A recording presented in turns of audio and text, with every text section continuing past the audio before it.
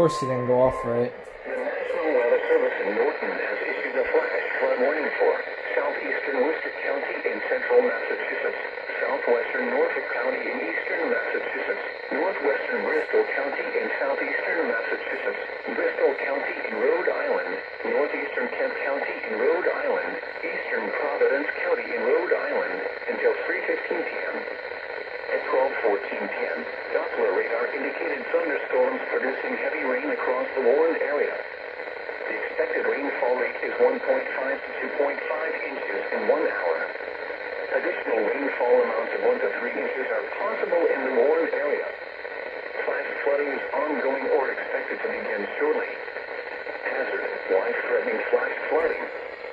Thunderstorms producing flash flooding. It's Source: considerable. radar.